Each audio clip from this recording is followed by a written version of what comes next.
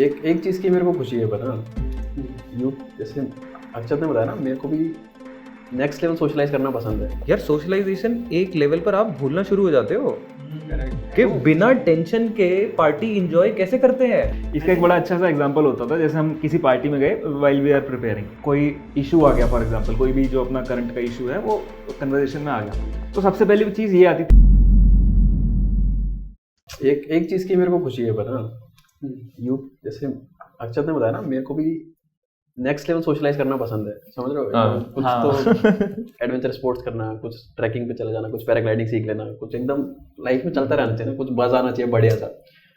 अब यूपीएससी में 3 साल हो गए यार जॉब छोड़े, literally not a single inch has moved, बैठे हैं घर पे, कुछ नहीं है। मेरे को अगर किसी से मिलना होता है, मेरे दोस्त नहीं वहाँ पे, क्या करें, कुछ नहीं कर सकते। रिजल्ट के बाद I was craving for that socialization, होती है ना एक बस अड़ के, मेरे क्या सोशल लाइफ है ही नहीं, नए लोग मिल ही नहीं यार। 3 साल में एक दोस्त नहीं बनाया, इसको बनाया था। ये सच बात है, ये बहुत सच है। और यार तेरे को 3 साल हुए, 4था साल था तेरा, ठीक है, मेरे को 6 साल हो गए यार। सोशलाइजेशन एक लेवल पर आप भूलना शुरू हो जाते हो कि बिना टेंशन के पार्टी एंजॉय कैसे करते हैं। हाँ, अब मैं डिनर पे बैठा हूँ, लेकिन मेरे को एक सेंस ऑफ एंजाइटी थी जब अपना रिजल्ट आया था। उसके 1-2 दिन बाद हम लोग डिनर पे गए थे और मेरे को अजीब सा लग रहा था कि यार कुछ तो है, कुछ तो है।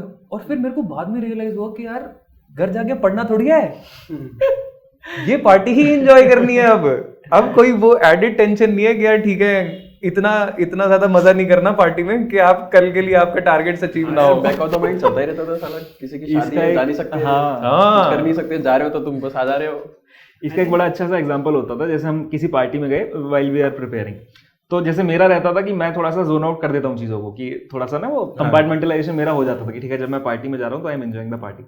बट वहाँ पे भी क्या होता था ना, सपोज मैं पार्टी में गया एंड कोई इशू आ गया, फॉर एग्जाम्पल कोई भी जो अपना करंट का इशू है वो कन्वर्सेशन में आ गया, तो सबसे पहली चीज़ ये आती थी, अरे यार इसको तो मैंने इतनी डिटेल में पढ़ा ही नहीं, या फिर वो बंदा जो पॉइंट बोल रहा है क्या मैं उसको एग्जाम में लिख सकता हूँ, अरे यार तो GS2 में आ जाएगा शायद, या GS3 में आ जाएगा।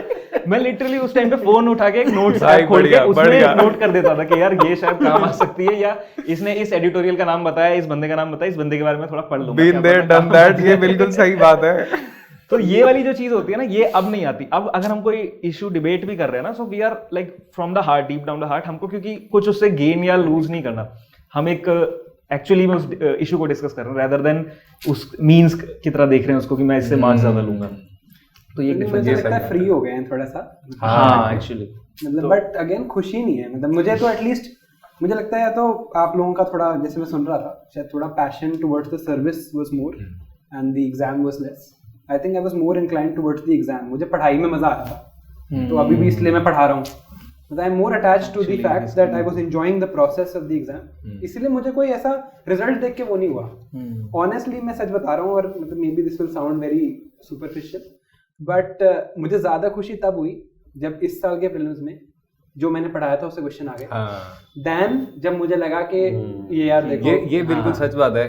तेरी और मेरी बात हो रही थी साइंस एंड टेक वाली रिलेटेड, तो एक वो कौन सा क्वेश्चन डिस्कस कर रहे थे? माइक्रो सैटेलाइट डीएनए, ना उससे भी पहले एरियल मेटाजेनोमिक्स, मॉस्किटो वाला जो था, वोल्बाकिया। हाँ, तो ये और मैं साइंस एंड टेक की वो जो की बना रहे थे, तो ये कहता है यार बड़ा टफ है, मैंने यार बड़ा सिंपल है।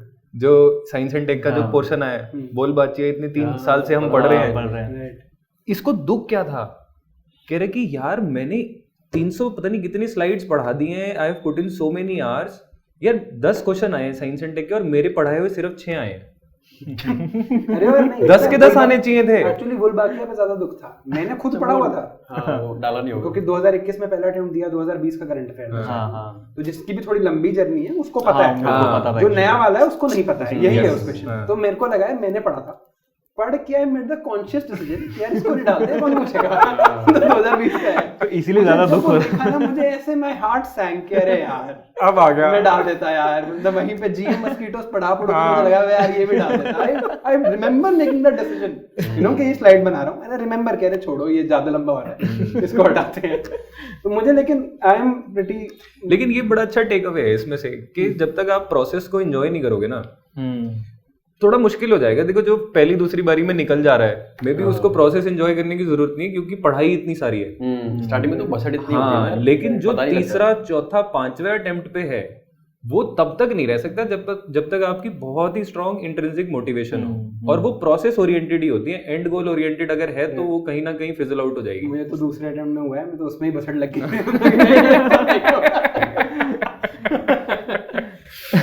तो मेरे को फाइनल रिजल्ट का एक वो जो मैं बताया था ना क्या बेनिफिट है, मेरे को याद है कि तेरी कोई तो वीडियो देखी थी मैंने बहुत पहले। अच्छा, कौन सी वीडियो देखी यार, मुझे नहीं होंगे। हाय, मैं हूं doctor Khan, founder and director of KSG। मेरे बारे में जानने के बाद और मेरी कहानी सुनने के बाद जोश टॉक ने मुझे अप्रोच किया, और उसके बैकड्रॉप में आज एक मैं बहुत बड़ा अनाउंसमेंट करने वाला हूं आपके लिए।